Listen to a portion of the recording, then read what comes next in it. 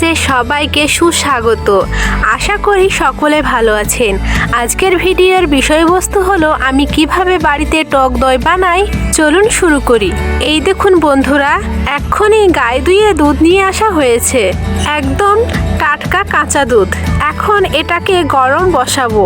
তার জন্য গ্যাসে দুধ গরমের হাঁড়ি বসিয়ে দুধটাকে ছাঁকনির সাহায্যে ছেঁকে ঢেলে নেব হাঁড়িতে, কারণ এই দোয়ানোর সময় দুধ কোনো নোংরা বা গরুর লোম পড়তে পারে।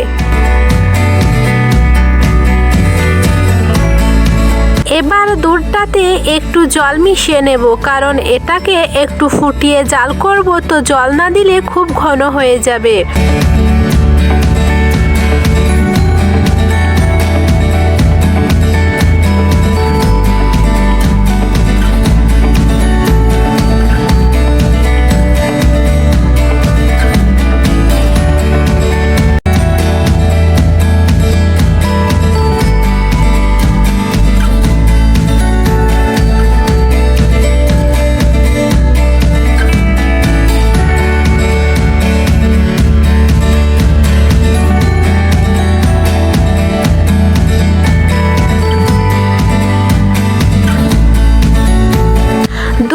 বেশ খানিকক্ষণ ফুটিয়ে এবার একটা বড় বাটিতে ঢেলে নিয়েছি।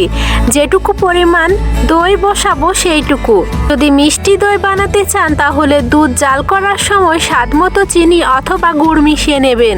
যদি আপনারা চান তাহলে মিষ্টি দইয়ের আলাদা একটি ভিডিও বানিয়ে দেব।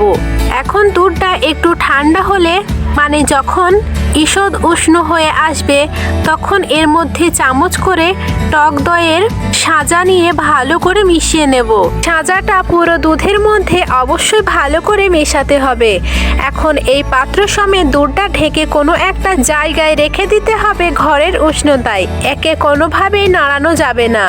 আমি এত বড় বাটিতে দই বসাবো না, কারণ আমাদের বাড়িতে যারা যখন ইচ্ছে হবে সে তখন দই খেতে চাইবে।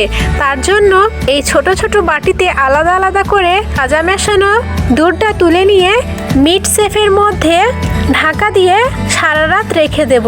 দেখুন পরের দিন সকালে কেমন সুন্দর দই বসেছে। এখন এগুলোকে ফ্রিজে রেখে দেব। আবার এর থেকেও একটু সাজা নিয়ে আবারও দই বসানো যাবে। তাহলে বন্ধুরা, কেমন লাগলো ভিডিওটি? আজ এখানেই বিদায় নিচ্ছি। আবারও দেখা হবে নতুন একটি ভিডিওতে। সবাই ভালো থাকুন, সুস্থ থাকুন।